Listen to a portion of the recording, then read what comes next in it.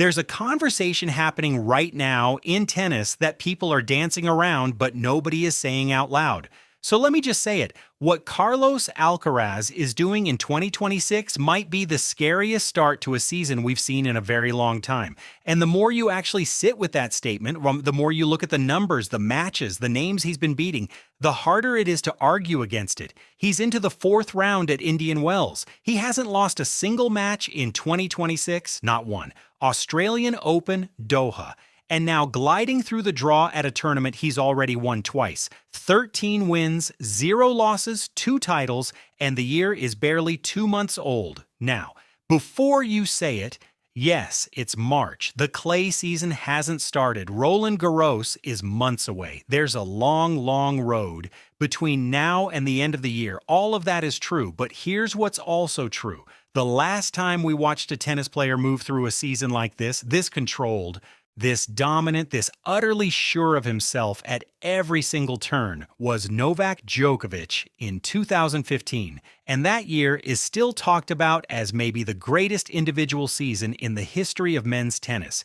Think about what Djokovic did that year. He won 11 titles, 3 Grand Slams, a record 6 Masters 1000 events, and the ATP World Tour Finals. He played 88 matches and lost just 6 of them. He beat every single player in the top 10 that season, every one of them. He was world number 1 for all 52 weeks of the year.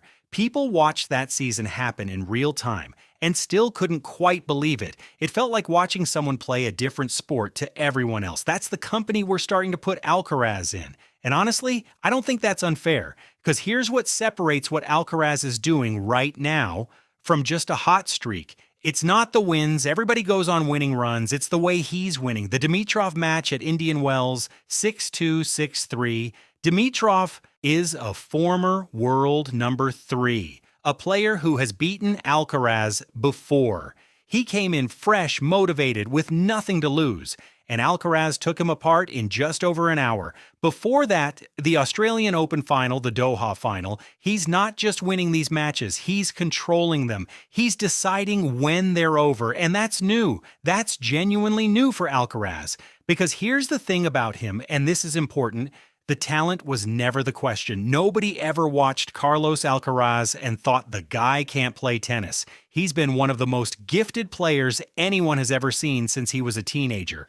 The question was always the consistency, the early losses, the days where the level just wasn't there. That was the gap between him and the truly all-time greats. That gap is closing fast, and in 2026 so far, it might already be gone.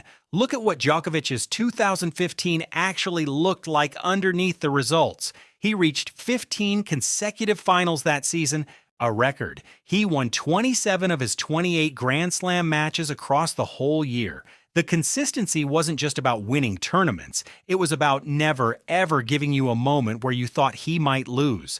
That relentlessness, that refusal to have a bad day. Alcaraz in 2026 is starting to carry that same feeling.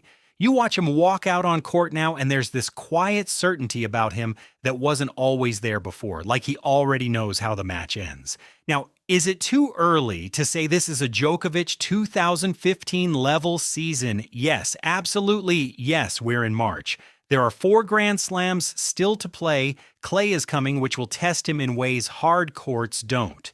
And Sinner, even in his current dip of form, is not the kind of player who stays down for long. But here's what we can say right now. The version of Alcaraz that's walking around Indian Wells this week, that won Australia in January, that hasn't dropped a match in over 2 months, that version is the most dangerous tennis player on the planet, by a distance. And if he keeps this up through the clay season, through Wimbledon, through the US Open, then we're not going to be comparing him to Djokovic 2015 as a fun debate topic anymore. We're going to be saying it like it's a fact. He's 22 years old, he's undefeated, he's at a tournament he owns, and honestly, who is actually stopping him right now? That's the question nobody has a clean answer to. And that more than any stat or scoreline is what makes what's happening in 2026 so special to watch. That's it for today. If you enjoyed the video, leave a like and subscribe. It helps me a lot to keep posting videos daily. Thank you so much. See you in the next one.